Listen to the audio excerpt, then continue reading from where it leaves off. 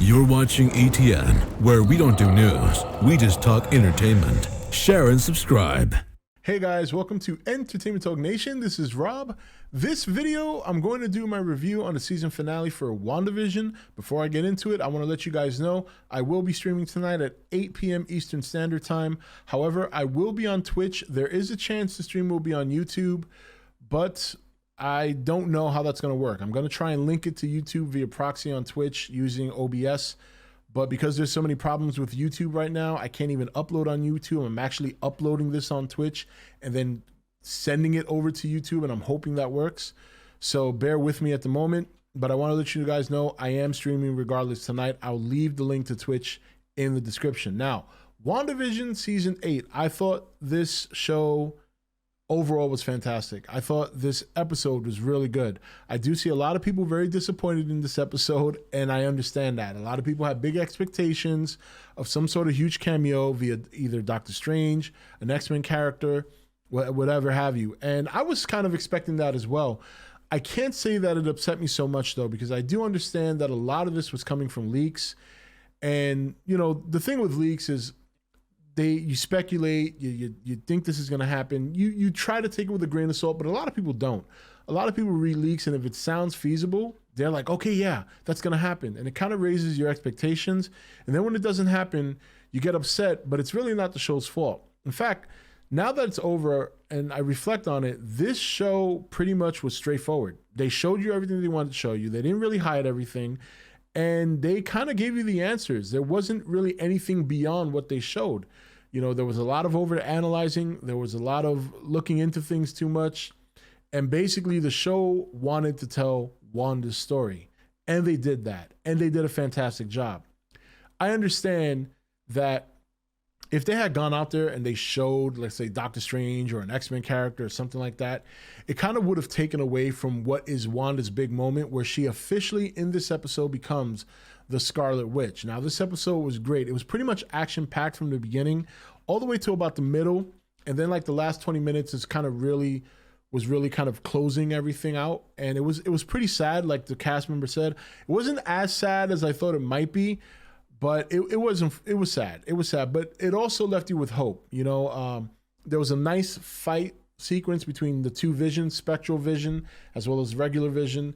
And we kind of learned that, you know, not learned, but well, you basically learned that we're going to see Vision again. We're going to see him again at some point. It's going to be a very different Vision, and it's going to be a Vision that is going to slowly over time become the Vision that we know and love now. But you know, that fight was really cool between both of them. And I think it ended for some people on a low, because they ended up having a discussion. You know, they went from fighting to basically talking, and Spectral Vision realizing that he's something more, that right now he's being used as a weapon, but he's something more. And Vision transfers to Spectral Vision some of his memories and things of that nature. And because Darcy was able to share with Vision what happened before the Hex, he was able to share that experience with Spectral Vision. And Spectral Vision, you see him kind of change a little bit, not color, but his eyes, his gem. And then he realizes who he is, and then he just kind of takes off. He probably is a little overwhelmed with what he's received from the Hex Vision, I'll call him. And he flies off, and that's it. That's the last time we see him. I think a lot of people are also disappointed to learn that Quicksilver is not Quicksilver at all. Quicksilver is just a guy that lived in the house that Agatha was basically, that the one that she took over with the basement and all the crazy magic and the runes. And I think he was named Ronnie Bonner or something like that. I think it was Bonner, Ronnie Bonner. And basically he had a necklace on that Monica Rambeau was able to get off of him, and then he woke up, and that was it. We don't see anything more. I think some of those questions are going to be answered later.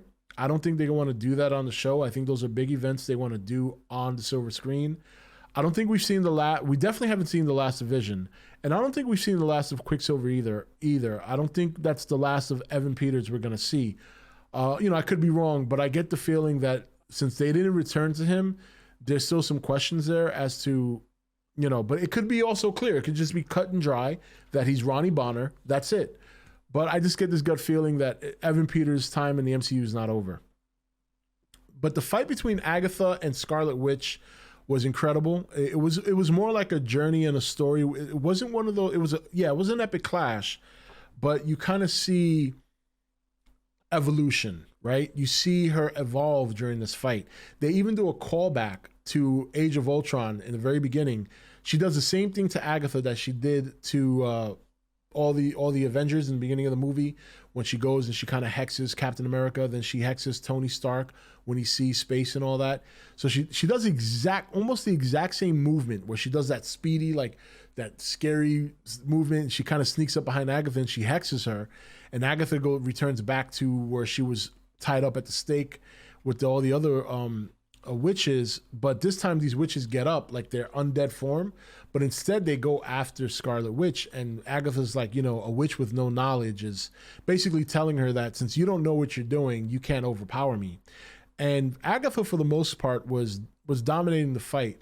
But something that Scarlet Witch did was very, very clever and showed just how strong she can be. Was she was giving her power to Agatha, at least that's what it looked like, to the point that she started aging and she started getting all dark, only to turn around and kind of reverse the effect. And what happened was she put runes around the Hex Dome, which prevented Agatha from doing power any further, and actually ended up draining Agatha's power.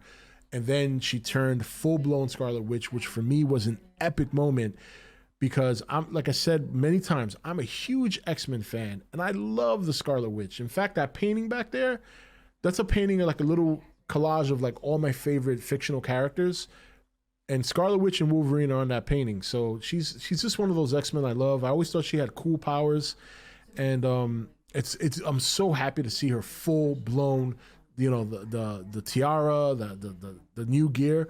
Of course, she doesn't have her old school gear where it's a little bit, you see the boobage and all that. They're not going to do that now, but still the outfit is dope. I thought it looked great. And it was a sad ending. She finally lets go. She finally gets over her loss. She understands that, what she did, partly intentional, partly unintentional.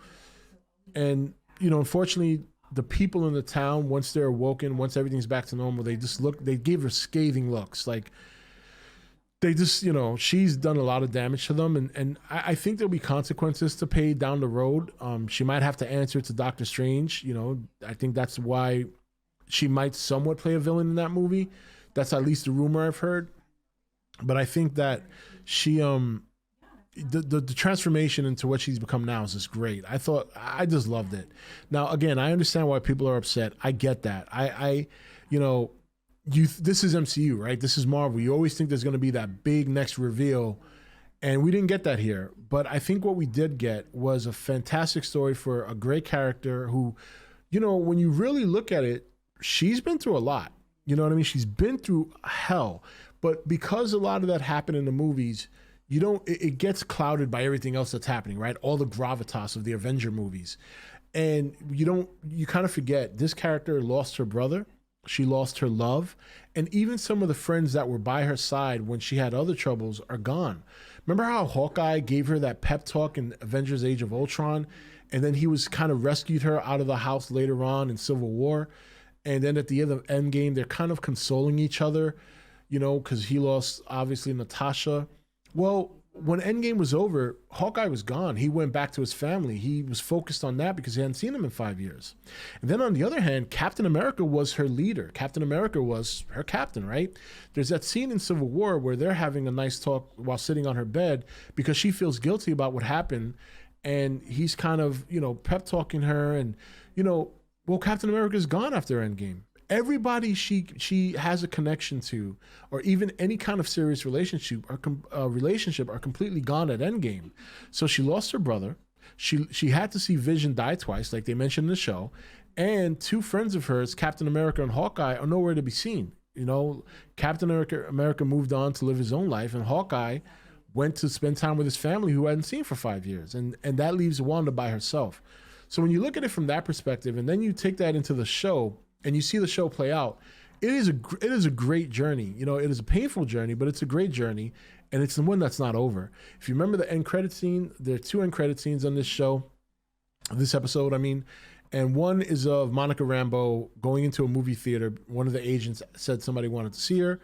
And then the agent turns into a scroll and says he wants to see you up there, which means space, which means Nick Fury, because at the end of the Spider-Man Far From Home, Nick Fury, we found out, was in space. So I think it was Far From Home, if I'm not mistaken. And then the second end credit scene shows Wanda basically living in seclusion. She's in a cabin, and I don't want to say a forest, but it's almost like a valley. There's mountains surrounded, there's trees, it's snowy. And she's sitting on the front steps of this cabin. And the whistle goes off for the teapot. She goes in to grab another cup of tea, and then they go into the back of, like, I guess her bedroom, and you see her astral projected studying that book that Agatha had. The same kind of thing similar to what Doctor Strange did in the first Doctor Strange movie, where he's sleeping and he astral projects and he's still studying. She's doing that, but she's doing it with that book, and you see her full-blown Scarlet Witch outfit, and then you hear her kids call out to her. Which I thought was pretty revealing as to what we're going to see. I'm wondering if they're maybe stuck in the Nexus. This is a great show, and I'm so happy to see. I hope they do a Scarlet Witch movie, or at least they do an X-Men movie where she's kind of the not the leader, so to speak, but she's kind of the main character.